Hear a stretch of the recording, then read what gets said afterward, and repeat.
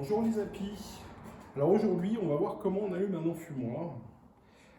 C'est souvent un problème pour les novices en apiculture et on a des enfumoirs mal allumés. Ça peut être dangereux, on se retrouve des fois à brusquer les abeilles par manque d'habitude. Et du coup, les abeilles s'énervent un peu et si on n'a pas ça pour se protéger, à part ça et notre vareuse, c'est notre seul équipement. Donc pour ce faire, il va nous falloir déjà un enfumoir en bon état, que le soufflet ne soit pas percé. Quand on souffle, il n'y a rien qui sort là, mais par contre, ça rentre bien à l'intérieur. S'il a été usagé, on voit que ça fait voler un peu dedans. Et sinon, on sent à la main qu'il fonctionne bien, qu'il n'est pas bouché non plus par le trou là. Il va nous falloir, alors moi je prends du carton et du foin. J'ai toujours un seau de foin qui me permet, quand je vais sur le rucher, au besoin d'avoir de quoi réalimenter l'enfumoir au cas où il manque un petit peu de quoi l'alimenter. Et puis, pour finir, de l'herbe qui va nous servir à refroidir les fumées. Donc je précise que l'enfumoir, c'est quand même quelque chose qui peut être dangereux. Donc évitez de faire ça au milieu d'un champ de paille ou dans le coffre de la voiture avec les moquettes qui peuvent prendre feu à côté de produits inflammables. Si vous êtes mineur, demandez peut-être à vos parents qui vous aident. Ça évitera certainement des désagréments. Voilà. Alors, il va nous falloir aussi un briquet. Donc habituellement, je coupe mon carton. Il y a toujours des bandes qu'on voit à l'intérieur. Là. Je les coupe dans les bandes dans ce sens-là. Là, j'ai pas eu trop le choix. C'est des restes de carton. J'ai pris les côtés. Et elles sont dans ce sens-là, mais pour autant, ça marche quand même. Donc, on le roule au maximum.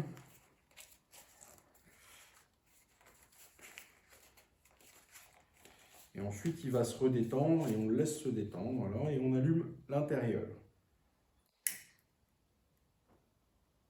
Voilà, on fait attention de ne pas se brûler les doigts. Et là, on laisse la flamme, on a le temps. On laisse la flamme chauffer tranquillement et monter. Il faut qu'elle ait le temps de prendre bien le carton et on ne se presse pas. À partir de là, on n'a plus besoin normalement du briquet. On va prendre du foin, on prépare des boules préalablement. Hein, on voit que là, les flammes sont belles et je ne cours pas pour l'allumer. Hein.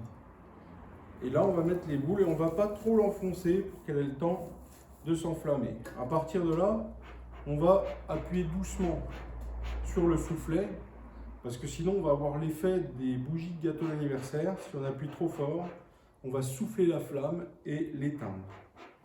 Donc là, on fait chauffer et on attend quand même qu'il y ait une fumée qui soit plutôt blanche. Tout doucement, on enfonce. Et on voit que la fumée s'épaissit. Hein.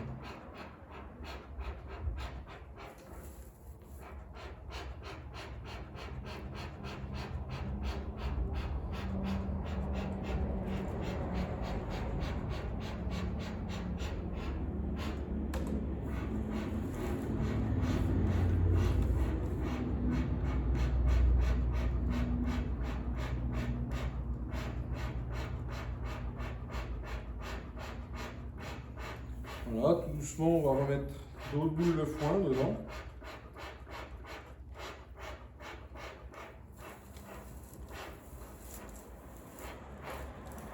Et là, on va commencer à tasser un peu.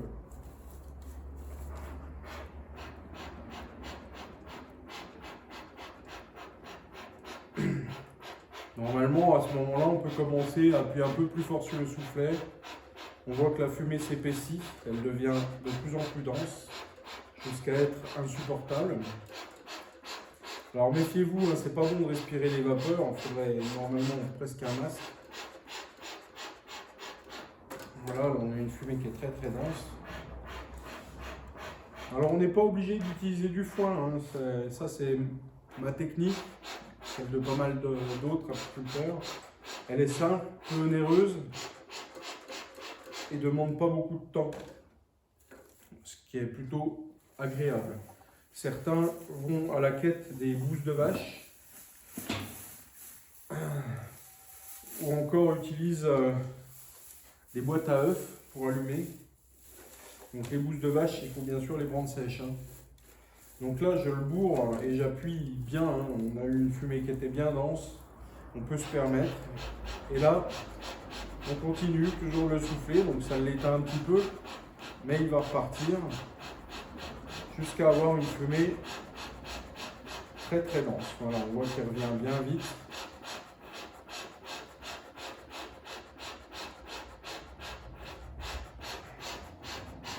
Voilà, cette fois, l'enfumoir est bien allumé. Il faut quand même bien chauffer pour qu'il ait une bonne quantité de braise en bas et pas juste un petit peu. Car si vous êtes, par exemple, comme moi, pas en tenue, et que vous mettez un peu de temps à mettre la tenue, il pourrait éventuellement s'éteindre les premières minutes.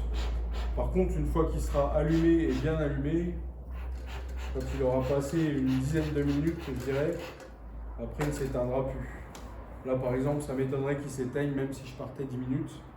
Il risquerait d'être encore présent. Alors, on n'oublie pas que les abeilles, on les aime. Et on n'a pas envie de leur faire bobo. Et là, le problème, c'est que les fumées, elles sont très chaudes.